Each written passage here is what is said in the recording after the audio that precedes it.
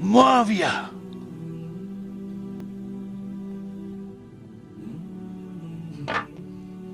तुम्हें 2 लिबास और पेट भर के खाने से ज्यादा क्या चाहिए? अम्वाले गनीमत खलीफा और उनके मुतवल्लियों के पास क्या कर रहा है? अपनी जाती सरवत की तरक्की, इस भूखी उम्मत की खुशहाली या आबादी के लिए खर्च हो रहा है? सर अबू जर गिफारी रज़ी अल्लाह तआला अन्हु के तो हालात बयान करने के लिए बड़ा पत्थर का दिल चाहिए, इतने सोजो गुदास वाली जिंदगी। हाँ, जामिया तिरमिज़ी में हदीस है, नबी सल्लल्लाहु अलैहि वसल्लम ने इरशाद फरमाया कि इस नीली छतरी के नीचे अबू जर गिफारी से सच्चा इंसान कोई नहीं। कौन कह रहा है? नबी सल्लल्लाहु अलैहि वसल्लम, जो खुद सादिक और अमीन। और जामिया तिरमिज़ी में एक और हदीस है, नबी अलैहिस्सलाम ने फरमाया कि अबू जर गिफारी से बढ़कर कोई अहद वफा करने वाला और ज़ुहद में मेरी उम्मत में नहीं है। ये मेरी उम्मत में ईसा इब्ने मरियम की मिसल है, अबू जर गिफारी। और ईसा इब्ने मरियम वो हैं जिनके बारे में रवायतों में आता है कि वो दुनिया से इतने जाहिद थे कि वो बर्तन में पानी भी नहीं पीते थे। वो कहते थे ये दुनिया का माल है, अपने हाथों में पानी पिया करते थे। यानी दुनिया को 3 तलाकें दी हुई थी। तो नबी अलैहिस्सलाम फरमाया मेरी उम्मत में सैयदना ईसा इब्ने मरियम की मिसल ज़ुहद में अबू जर गिफारी है। ये लफ्ज है अबू जर गिफारी, गफ्फारी नहीं है लफ्ज, गिफारी ज़ेर है और फा के ऊपर तशदीद भी नहीं है। तो अबू जर गिफारी रज़ियल्लाहु तआला अन्हु अलैहिस्सलाम नबी अलैहिस्सलाम के लाडले असहाब में से थे। सही बुखारी में इनके कबूल इस्लाम का पूरा वाक़या मौजूद है। इन तक जब दावत पहुंची कि इस तरह एक पैगंबर आए हैं मक्के की सरजमीन में जिन्होंने दावा नबूवत किया, तो ये इन्होंने पहले अपने भाई को भेजा कि खैर खबर लेके आओ। तो उन्होंने बताया हाँ इस तरह एक शख्स है। फिर ये खुद रखते सफर बांध के नबी सल्लल्लाहु अलैहि वसल्लम की खिदमत में हाजिर हुए मक्का शरीफ में। तो सही बुखारी में आता है कि ये गए यानी मक्का शरीफ में। अब डर भी रहे थे, मैं क्योंकि इनको पता था कि नबी इस्लाम की मुखालफत भी बहुत ज्यादा है कि अगर मैं किसी से नबी इस्लाम के बारे में पूछा तो हो सकता है मेरे साथ कोई ऐसी एक्टिविटी परफॉर्म ना कर दे। तो ये हरम मक्का में इन्होंने डेरा डाल लिया और कहते हैं मैं जितने दिन वहां रहा ना तो आबे जमजम ही पीता था। जब मेरी खजूरें खत्म हो गई, जमजम खाने का काम भी करता था और पीने का भी, जमजम ताकत वाला पानी। तो कहते हैं सबसे पहले मेरी जिस शख्स से मुलाकात हुई वो सैयदना अली इब्न अबी तालिब थे रज़ियल्लाहु तआला अन्हु अलैहिस्सलाम। तो कहते हैं हजरत अली ने जब मुझे ऑब्जर्व किया ना तो मुझे अपने साथ घर ले गए कि परदेसी है, खाना शाना खिलाया, रात ठहराया। कहते हैं ना उन्होंने मुझसे पूछा कि किस लिए आए हो, ना मैंने उनको बताया। ये मैं आपको अखलाकियात बता रहा हूँ कि दावत का काम कितना ठंडे करके करना पड़ता है। आप तो कहते हैं पहले दिन ही किसी को रफल ईदैन शुरू करवा दें, इतना आसान नहीं होता ये। तो दूसरा दिन भी इसी तरह गुजरा, तीसरा दिन भी। तो 3 दिन के बाद अबू जर गिफारी ने खुद हजरत अली पे एतमाद किया और उनको अंदाजा हुआ कि ये बड़ा, तो उन्होंने कहा मैं यानी एक, और हजरत अली ने भी एक्सपोज नहीं किया कि मैं नबी इस्लाम के करीबी लोगों में से हूँ। तो उनका कि मुझे तुम एक अच्छे इंसान लगे हो तो मैं इस काम के लिए आया हूँ, तो तुम मुझे गाइड करो मोहम्मद इब्न अब्दुल्ला के बारे में, मैं उनसे मिलना चाहता हूँ सल्लल्लाहु अलैहि वसल्लम। तो सैयदना अली ने कहा कि वाकई वो तो अल्लाह के पैगंबर हैं और इस तरह। तो फिर वो हजरत अबू जर गिफारी को नबी इस्लाम के पास ले गए। नबी इस्लाम के पास थोड़ी देर बैठे, उन्होंने इस्लाम कबूल कर लिया। और सर इस्लाम क्या कबूल किया, इतना आला दर्जे का ईमान। नबी इस्लाम फरमाया तुम अपने कबीले में वापस चले जाओ, जब मक्के में हमारा गलबा होगा या कोई अल्लाह ताला राह निकालेगा, अभी तो जो भी इस्लाम कबूल करता है उसकी फेंटी लगती है, तो मैं कोई ना कोई तुम्हें मतलब बता दूंगा, अभी तुम अपना ईमान पोशीदा रखो, अपने इलाके में चले जाओ। उनका या रसूलल्लाह ऐसे नहीं हो सकता। वो जनाब आगे मक्के खाना काबे के अंदर आके उन्होंने कहा मैं गवाही देता हूँ कि अल्लाह एक है और मोहम्मद सल्लल्लाहु अलैहि वसल्लम उसके रसूल है। तो मुशरिकीन अरब उन पे टूट पड़े, खूब मारा। हत्ता कि अब्बास बिन अब्दुल मुत्तलिब जो उस वक्त तक मुसलमान नहीं हुए थे, नबी इस्लाम के चचा थे, لیکن چونکہ بنو ہاشم سے تھے اور بنو ہاشم آپ کو پتہ ہے متولی تھے کعبہ شریف کے، انہوں نے اپنے آپ کو ابو ذر غفاری کے اوپر گرا لیا کہ تاکہ ان کو کوئی مارے نہ. انہوں نے کہا تمہیں پتہ نہیں ہے قبیلہ یعنی غفاری قبیلے سے تعلق رکھتا ہے تو اس کے قبیلے کے لوگ آ کے یہاں پہ لڑائی کریں گے ہم سے. کیونکہ قبائلی سسٹم تھا نا، اس میں یہ نہیں دیکھا جاتا تھا کہ اس کا مذہب کیا ہے، پہلے نمبر پہ دیکھا جاتا ہے یہ ہمارے قبیلے کا ہے، تم نے ہمارے قبیلے کے بندے کو مارا ہے تمہیں نہیں چھوڑیں گے. اسی وجہ سے آپ دیکھیں نا بنو ہاشم اسلام قبول نہ کرنے کے باوجود نبی علیہ السلام کی پشت پہ تو کھڑے رہے نا، اور یہ پہلے بھی ہوتا رہا. قرآن حکیم میں آتا ہے نا کہ شعیب علیہ السلام کی قوم کیا کہتی ہے، اے شعیب اگر تیرا قبیلہ تیرے ساتھ نہ ہوتا کب سے تیرا کام کر چکے ہوتے. اس لیے انبیاء ڈومیننٹ قبائل میں آتے ہیں جو شریف النفسی والے ہوتے ہیں، جن میں ایک سسٹم ہوتا ہے پورا. تو اور پھر جو ہے نا وہ اگلے دن پھر ابو ذر غفاری نے اس طرح کلمہ پڑھا، پھر ان کی پٹائی ہوئی، پھر حضرت عباس نے ان کو بچایا اور پھر وہاں سے یعنی وہ چلے گئے. یہ پوری حدیث صحیح بخاری میں ہے، اور بلکہ بخاری میں پورا ایک چیپٹر ہے ابو ذر غفاری کے اسلام لانے کا واقعہ. امام بخاری نے ابو ذر غفاری کا پروٹوکول یہ رکھا ہے کہ اسلام کا پورا چیپٹر بنایا ہے ابو ذر غفاری کے اسلام لانے کا واقعہ. باقی یہ درویش صفت آدمی تھی اور دنیا کو 3 طلاقیں دی ہوئی، اور وہ اس لیے کہ انہوں نے نبی علیہ السلام کو بڑا کلوزلی آبزرو کیا تھا. نبی علیہ السلام کی جتنی احادیث دنیا سے زہد اور دنیا پرستی کی مذمت پہ ہے نا، اکثر احادیث کے راوی ابو ذر غفاری. چونکہ انہوں نے نبی علیہ السلام کو بڑا کلوزلی آبزرو کیا تھا تو اس لیے وہ صحابہ کرام پہ جب دنیا کے خزانے کھول دیے گئے، اور بعض اصحاب اور بعض تابعین میں انہوں نے جب دنیا کی محبت میں غلبہ اور عیاشی کا لیول دیکھا تو ان سے وہ برداشت نہیں ہوتا تھا. انہوں تو نبی علیہ السلام کی صحبت کی ہوئی تھی. خدا بے نیاز ہے. وہ کہتے تھے یہ دیکھو یار ہم لوگ تو فاقے کرتے تھے اور ہمارا پیغمبر ہمیں یہاں تک تعلیمات دیتا تھا کہ اے اللہ محمد اور آل محمد کو بس اتنا ہی رزق دینا کہ روح اور جسم کا رشتہ برقرار رہے. یہ حدیث بخاری و مسلم میں ہے، اور بخاری و مسلم میں حدیث ہے حضرت عمر کو نبی علیہ السلام نے ڈانٹتے ہوئے کہا جب وہ چٹائی کے نشان دیکھے، ان کا یا رسول اللہ رو پڑے کہ کیسر و کسرا تو دنیا کے مزے لوٹ رہے ہیں اور آپ اللہ کے نبی. تو آپ فرمایا کہ تم اس پہ خوش نہیں کہ وہ دنیا کے مزے لوٹیں اور تم آخرت کی سعادت لوٹو. اور لگتا ہے عمر تم پہ دنیا کی حقیقت آج بھی نہیں کھلی. جن لوگوں کے سامنے یہ ساری چیزیں تھیں، جن لوگوں نے نبی علیہ السلام کا وہ پیریڈ دیکھا تھا، پھر ان کو یہ بھی پتا تھا کہ بخاری و مسلم میں نبی علیہ السلام کے جو آخری خطبات میں سے شہدائے احد کے اوپر جو نماز جنازہ آپ نے 8 سال بعد پڑھی، اور وہاں پہ آپ نے جنازے یعنی ادھر قبرستان میں خطبہ دیا عبرت کے لیے، اور اس میں کئی چیزیں تھیں. ایک تو یہ تھی کہ یہ یہاں پہ وہ لوگ دفن ہیں جنہوں نے اسلام کے لیے قربانی دی ہے اور ان کا پھل تم نے کھانا ہے. وہ دنیا سے اسی طریقے سے گئے ہیں، کفن میں نہیں دیا گیا کئی لوگوں کو. نمبر 2، اسی میدان میں مال غنیمت سمیٹنے کی وجہ سے ایک فتح شکست میں بدل گئی تھی، جبکہ اللہ کے نبی بھی موجود تھے. اللہ نے اس کا بھی لحاظ نہیں کیا اور وہ فتح شکست میں بدل گئی کہ انہوں نے مال غنیمت لپیٹنے میں نبی علیہ السلام کی حکم حدولی کر دی، تو تاکہ بعد میں یہ معاملہ نہ ہو. تو آپ کا خطبہ بخاری مسلم دونوں میں آپ نے فرمایا کہ، اور حضرت عقبہ ابن عامر کہتے ہیں میں نے آخری دفعہ نبی علیہ السلام کو ممبر پہ اسی دن دیکھا تھا. آپ نے فرمایا کہ میں اللہ کی قسم اپنے حوض کوثر کو اس وقت دیکھ رہا ہوں، اللہ نے دکھا دیا. اور آپ نے فرمایا کہ مجھے یہ خطرہ نہیں ہے کہ تم میرے بعد شرک کرنے لگو، لیکن مجھے ڈر ہے کہ تم دنیا کے مال میں پھنس جاؤ گے اور پھر تم ایک دوسرے کو قتل کرو گے جس طرح اگلی قوموں نے کیا، اور تم بھی تباہ و برباد کر دیے جاؤ گے جس طرح اگلے. اس سے زیادہ کیسے آپ ڈر سناتے؟ اب یہ ساری چیزیں موجود تھیں. آپ فرمایا مجھے خطرہ یہ ہے کہ دنیا کا مال تم پہ کھول دیا جائے گا، ان قریب کیسر و کسرا کے خزانے تمہارے پاس آ جائیں گے. جو بخاری مسلم میں آتا ہے نا کہ نبی علیہ السلام نے کہا کہ مجھے اللہ نے 2 خزانے عطا کر دیے، ٹھیک ہے، زمین کی خزانوں کی چابیاں، اور جس سے وہ بریلویوں نے کچھ اور ہی قیدا بنا لیا. اس میں موجود ہے کہ کیسر و کسرا کے خزانے، یعنی آپ کو بتایا گیا کہ رومن اور پرشین امپائر جو ہے مسلمان فتح کر لیں گے یرموک اور قادسیہ کے اندر، اور مسلمانوں کے پاس وہ دولتیں آ جائیں گی. پھر آہستہ آہستہ وہ بھی اسی دنیا کی محبت کا شکار ہو جائے گی. اب یہ ساری باتیں حضرت ابو ذر غفاری کے سامنے تھی، حتیٰ کہ صحیح بخاری میں آتا ہے کہ ابو ذر غفاری کہتے ہیں مجھے دن یاد ہے کہ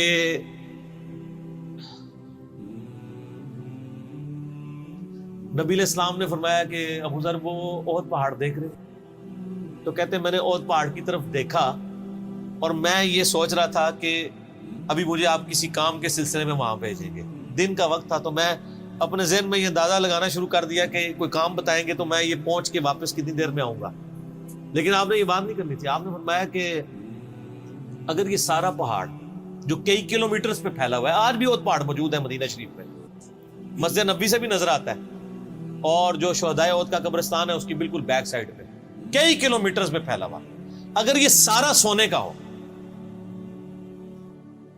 تو آپ علیہ السلام فرمایا کہ میں سب کا سب اللہ کی راہ میں فوراً شام سے پہلے خیرات کروں, اپنے پاس میں 2 یا 3 دینار ہی رکھوں صرف, یعنی جو ٹوٹل زندگی گزارنے کے سب خیرات کروں. اب مجھے بتائیں جن لوگوں نے, یہ بزرگ غفاری راوی, جن لوگوں نے یہ حدیثیں حضور سے سنی ہوئی تھی, جب وہ یہ دیکھتے تھے کہ رومن اور پرشین امپائر کے گرنے کے بعد جب مسلمانوں کے پاس خزانے آئے ہیں اور حضرت عثمان کے دور میں لوگوں کے لاکھوں روپے آج کے وظیفے لگ گئے ہیں گھر بیٹھے, وہ بھی انہی عیاشیوں میں پڑ گئے, تو ان کو یہ چیزیں ہضم نہیں ہوتی تھی. تو یہ شام ہجرت کر گئے تھے. نبی علیہ السلام نے پہلے ہی کہا تھا, المستدل حاکم میں تو ڈیٹیل موجود ہے. آپ کس بت کی شبیہ ہے اتنا وقت. پھر کبھی اگر سنا کہ تم نے کوئی فتویٰ دیا ہے تو تمہاری زبان کھینچ لوں گا. جاؤ دفع ہو جاؤ. یہاں پہ میں آپ کو ضمن بتا دوں, اکثر لوگ صحابہ کرام کے حالات و واقعات کے بارے میں پوچھتے ہیں, مطلب پوری زندگیاں لگ جائیں تو وہ واقعات بیان کرتا رہے انسان, ختم نہیں ہوتا.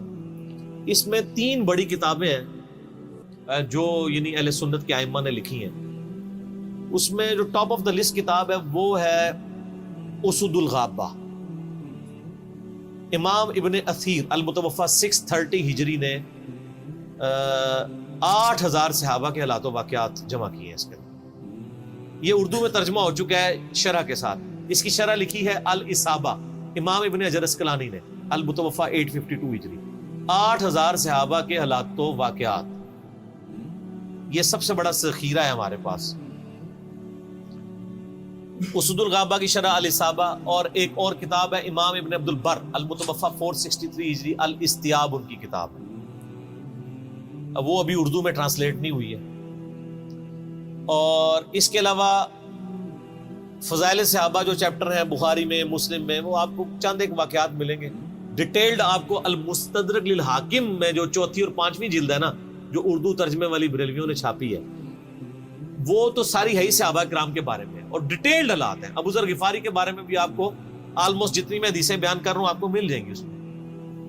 اس میں یہ حدیث نبی علیہ السلام نے, یعنی یہ حدیث ہے المستدرک للحاکم میں صحیح سند سے, کہ فرمایا آپ علیہ السلام نے کہ ابو ذر تیرا کیا حال ہوگا جب تو بھوسا لوگوں میں رہ جائے گا.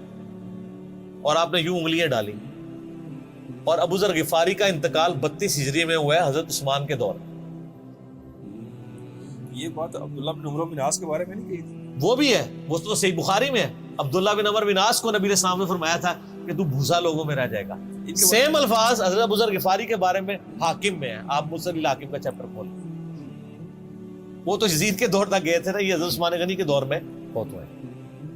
انہیں حضرت عثمان غنی برے نہیں تھے نعوذ باللہ, یعنی ان کے دور میں عیاشی کا لیول لوگوں کا یہ ہو گیا تھا. تو یہ یعنی اس میں پھر حدیث میں الفاظ ہیں نبی علیہ السلام سے, پھر انہوں نے کہا یا رسول اللہ میں کیا کروں, تلوار اٹھا لوں؟ آپ فرمایا صبر کرنا اور اپنی زبان سے تم حق بات کی تلقین کرتے رہنا, پھر آپ کو حاکم میں ملے گا. نبی علیہ السلام فرمایا کہ ان قریب تمہیں مدینے سے نکال دیا جائے گا, شام چلے جاؤ گے وہاں سے بھی نکال دیا جائے گا.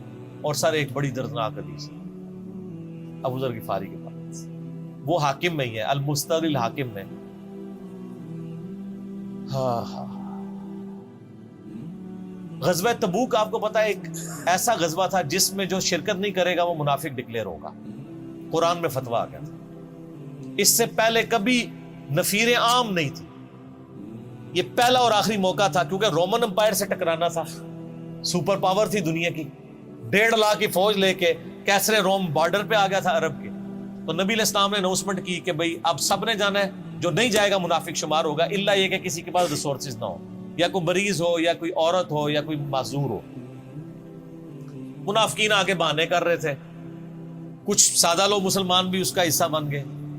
بخاری مسلم میں 3 اصحاب کی توبہ کا واقعہ بھی موجود ہے, وہ بھی میری ویڈیو ریکارڈڈ ہے. تو کعب بن مالک کی رضی اللہ تعالیٰ عنہ علیہ السلام, کچھ لوگ جو ہے وہ یعنی اپنے ان معاملات کی وجہ سے کچھ پیچھے بھی رہ گئے. تو المستقل الحاکم میں آتا ہے کہ صحابہ کرام کہتے ہیں کہ ہم نبی علیہ السلام کے ساتھ سفر پہ نکلے نا جب، تو نبی علیہ السلام کو آگے کوئی بتاتا تھا، کہتا تھا یا رسول اللہ وہ جو فلاں بندہ تھا نا وہ بھی کوئی نہیں آیا، پیچھے رہ گیا. تو آپ علیہ السلام پرواہ نہیں کرتے تھے. پھر بتایا گیا یا رسول اللہ وہ بھی کوئی نہیں، یعنی جڑے نعرے مارتے سن اچے اچے جدو ایتھے کسی دسیا جائے گا سر وہ تہاڈا پکا جڑا یار ہے بیلی وہ بھی کوئی نہیں ہے. تو حضور علیہ السلام کو لوگ نا فیڈ بیک دیتے یا رسول اللہ وہ بھی غائب ہے، وہ بھی نہیں آیا. اب 30,000 کے لشکر میں آپ نے کوئی ریکارڈ تو نہیں رکھا تھا، رجسٹر تھا، لیکن کدھر 30,000 بندوں میں کدھر کوئی رکھ سکتا ہے صاحب اس طرح. یا رسول اللہ وہ بھی رہ گیا، وہ بھی. تو حضور علیہ السلام کہتے تھے ٹھیک. آپ فرماتے تھے اللہ چاہے گا تو آ جائے گا، نہیں آئے گا تو نہیں آئے. تو کسی نے کہا کہ وہ ابو ذر غفاری بھی پیچھے رہ گئے. آیا اور ابو ذر کو اس کے اونٹ نے روک لیا. اونٹ ہی نہیں اٹھ رہا تھا نا سر، وہ آپ کو گاڑی تو نہیں ہے نا جو سٹارٹ کر لیں گے آپ. اونٹ چلنے سے انکار کرتے ہیں، وہ کر سکتا ہے. اور سر سفر کتنا ہے؟ 700 کلومیٹر. 700 کلومیٹر کا ریگستانی سفر آج کے دور میں بھی کرنا مشکل ہے. سائیکل پہ نہیں آپ کر سکتے، پیدل تو آپ سوچ بھی نہیں سکتے. اونٹ کے بغیر کیسے ہو سکتا ہے؟ جس میں آپ کو اونٹ اس لیے بھی ضروری ہے کہ اس کے اوپر آپ نے سامان لادنا ہے. پانی نہیں راستے میں پینا. ریگستان میں تو کئی کلومیٹر تک کچھ بھی نہیں ہوتا، بھوکے پیاسے مریں گے. پھر آپ قافلے سے بھی جدا ہیں. تو ابو ذر غفاری کوشش کرتے رہے کہ اس طریقے اونٹ. اسی دوران قافلہ نکل گیا آگے تو وہ اونٹ اٹھا ہی نہیں ہے. تو حضرت ابو ذر غفاری نے اپنا سامان اپنی پیٹھ پہ لاد دیا، پیدل چل پڑے ریگستانی سفر. حاکم کی روایت ہے کہ ہم نے دیکھا دور سے ایک اکیلا شخص آ ہے جس کی پیٹھ کے اوپر بورا لدا ہوا ہے. تو نبی علیہ السلام کی آپ محبت دیکھے، آپ نے فرمایا کہ تو ابو ذر ہو جا، یعنی جو آنے والا شخص ہے تو ابو ذر ہو. یعنی حضور نے خواہش کا اظہار کیا. آپ کو نظر تو نہیں آ رہا تھا یہ کون آ رہا ہے، آپ کی محبت. آپ کو پتا تھا ابو ذر غفاری نہیں رہ سکتا پیچھے. تو صحابہ کہتے ہیں آپ نے فرمایا تو ابو ذر ہو جا. تو صحابہ کہتے ہیں تھوڑی دیر بعد جب وہ قریب آئے تو ہم نے پہچان لیا ابو ذر غفاری ہیں. تو جب ہم نے پہچان لیا نا تو حضور علیہ السلام نے ان کے پہنچنے سے پہلے آپ نے فرمایا ابو ذر کو دیکھو اکیلا آ رہا ہے، اکیلے ہی دنیا سے جائے گا اور قیامت دن بھی اکیلا اٹھایا جائے گا. یہ اس حدیث کا بھی کچھ حصہ باقی ہے، میں بعد میں بیان کروں. پہلے میں اس کو کنکلوڈ کر لوں کہ صحیح بخاری میں آتا ہے کہ حضرت ابو ذر غفاری شام چلے گئے تھے. وہاں پہ چونکہ گورنر تھے حضرت معاویہ رضی اللہ تعالیٰ عنہ. وہ قرآن کی وہ جو سورہ توبہ کی آیات ہے نا، تو حضرت معاویہ کہتے تھے یہ تو اہل کتاب کے بارے میں آیات نازل ہوئی ہیں. تو وہ کہتے تھے نہیں، یہ سب کے بارے میں ہے. اب شرعی حکم یہ ہے کہ مال آپ جوڑ سکتے ہیں اگر آپ زکوٰۃ دے رہے ہیں، لیکن یہ پسندیدہ نہیں ہے. طریقہ نبوت یہ نہیں ہے. نبی علیہ السلام نہیں جوڑ سکتے تھے، پوری زندگی زکوٰۃ دینے کی نوبت نہیں آئی ہے. حالانکہ خمس ملتا تھا، خیرات کرتے تھے. ابو ذر غفاری کا جھگڑا یہ تھا کہ تم تو نبی کے اصحاب ہو، تم لوگوں کو یہ زیب ہی نہیں دیتا کہ تم لوگ اس طرح کے محلات میں رہو اور اس طرح مال جوڑو. تو اب چونکہ سینئر صحابی تھے، ان کو ہاتھ ڈالنا بھی آسان نہیں تھا. پھر نبی علیہ السلام نے فرمایا ہو کہ اس سے زیادہ سچا انسان ہی کوئی نہیں. تو حضرت معاویہ نے خط لکھا حضرت عثمان کو کہ جی اس بندے سے میری جان چھڑائے نا، اس کو آپ واپس بلائیں. حضرت معاویہ نے جب خط لکھا تو حضرت عثمان نے ان کو کہا تم مدینہ شریف واپس آ جاؤ. جان لو. مدینہ شریف جب یہ واپس آئے تو صحیح بخاری میں آتا ہے کہ لوگوں کا جھمگٹا لگ گیا ابو ذر غفاری کے گرد. لوگوں کو پتا تھا یہ تو بڑا زہد والا بندہ ہے.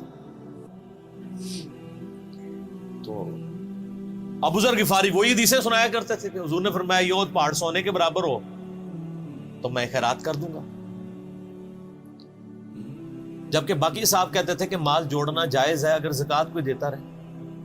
وہ یہ کہتے تھے کہ یار یہ تم لوگوں کو تو زیب نہیں نہ دیتا، یار تم لوگ تو یہ باتیں نہ کرو، تم لوگ نبی کی صحبت یافتہ ہو، تم لوگوں کو تو زہد ہونی چاہیے تم لوگوں کی زندگی میں. اب لوگوں کا ہجوم ان کے گرد لگ گیا اور پھر حضرت عثمان نے ان کو خلیفہ وقت بلایا اور کہا کہ یار تو خود ہی مدینہ شریف چھوڑ کے یہاں سے چل جا، تیری وجہ سے فتنہ کھڑا ہو۔ حضرت عثمان نے کہا میں نے تو نبی علیہ السلام سے سنا تھا کہ حکمرانوں کی اطاعت کرنا، صبر کر لینا۔ تو ایک زبدہ نامی کا ایک گاؤں تھا مدینہ شریف کے پاس، شہر سے ہٹ کے، تو وہ پھر وہاں پہ ہجرت کر گئے۔ آپ دیکھیں ریونج کیسا تھا، لوگ کتنے ڈرے ہوئے تھے کہ ابو ذر اپنی بوڑھا شخص 80-90 سال کا بابا اپنی ایک بڑھیا بیوی کو لے کے اس عمر میں شہر بدر ہو رہا ہے اکیلا۔ آج نہیں آپ سوچ سکتے کسی جگہ آپ اکیلے جا کے پڑاؤ کریں، کسی بیابان کے اندر، ریگستان کے اندر۔ اس زمانے میں آپ سوچ رہے، آج کل بھی آپ مدینہ شریف کے گر چلے ہیں تو آپ وہاں نہیں ایک رات بھی گزار سکتے۔ تو کوئی شخص حضرت ابو ذر غفاری کو سی آف کرنے نہیں آیا سوائے حضرت علی کے، اور وہ بھی مدینے کی باؤنڈری تک آئے۔ ان کو پتا تھا ان کے سٹانس کے بارے میں مدینے کی باؤنڈری سے باہر نہیں جاؤں، اگر مجھے کوئی اس طرح کا یعنی حکم اجازت مل جاتی تو میں تیرے ساتھ جاتا۔ ایران والوں نے حضرت علی علیہ السلام کے زندگی کے آخری 10 سال کے اوپر ایک فلم بنائی ہے، امام علی علیہ السلام۔ اس میں ابو ذر غفاری کے سارے واقعات انہوں نے فلمائے ہیں، دیکھنے والے جب مولا علی چھوڑنے آتے ہیں، پھر جو ان کی ڈیبیٹس ہوتی ہیں مدینہ شریف میں لوگوں کے ساتھ، وہ ساری انہوں نے ویڈیو میں فلما دی۔ جو تجھے کفن دے کے دفنائے گا اور جنازہ بھی پڑے گا، تو نے فکر نہیں کرنی، جب میں مر جاؤں تو میرے کے ان کے مرنے کے بعد مسلمانوں کا ایک قافلہ دور سے آ رہا تھا۔ تو اسی مستقل حاکم کی حدیث میں آتا ہے کہ سر قافلہ بھی سنے پھر کون ہے؟ عبداللہ ابن مسعود۔ ابو ذر غفاری بھی زہد کے امام، ابن مسعود بھی زہد کے امام، ابو درداء بھی زہد کے امام۔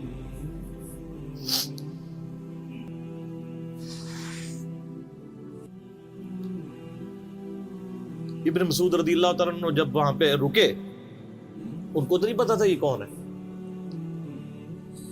تو انہوں نے کہا بی بی کیا ہوا؟ ان کا میرا خامند مر گیا ہے۔ ان کا یہ کون ہے؟ تو انہوں نے کہا ابو ذر غفاری۔ عبداللہ ابن مسعود کی چیخ نکل گئی، چیخ ماری انہوں نے، ان کا واہ۔ اللہ کے نبی نے فرمایا تھا کہ ابو ذر اکیلا آ رہا ہے تبوک کے موقع پہ، دنیا سے بھی اکیلا جائے گا، اور قیامت والے دن بھی اکیلا اٹھائے گا۔ یعنی اب اسی سرزمین سے ہی اس نے اٹھنا ہے نا، ہر بندے نے اپنی قبر سے اٹھنا ہے۔ یعنی وہ مسلمانوں کے قبرستان میں بھی دفن نہیں، ایک یہ جو مزار کی رٹ لگائے پھرتے ہیں، میں ان سے پوچھتا ہوں تمہارے بابوں کی کیا اوقات ہے؟ ابو ذر غفاری کا مزار دکھاؤ کدھر۔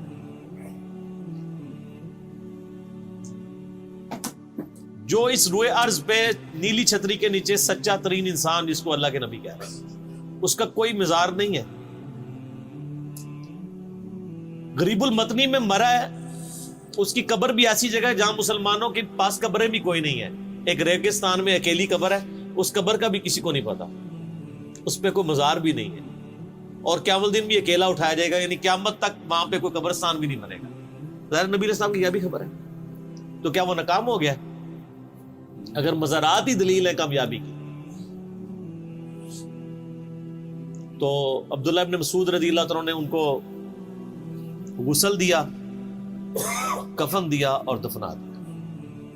یہ پوری ڈیٹیلز آپ کو المستقل حاکم میں مل جائے گی۔ تو ابو ذر غفاری ان چند شخصیات میں سے ہیں جن میں پوری امت کا اتفاق ہے ان کی نیکوکاری کے اوپر۔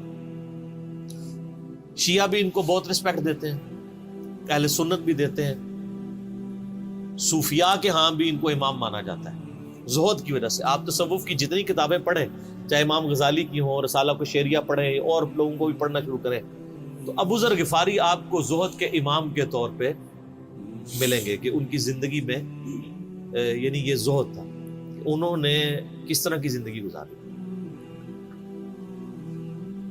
سر لوگ مجمع میں مرتے ہیں، ان کو یاد کوئی نہیں کرتا.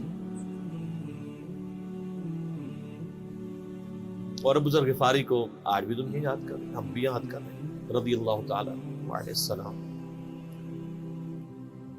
اللہ تعالیٰ قیامت والے دن ہمیں ایسے نیکوکار لوگوں کا ساتھ نصیب فرمائے. آمین.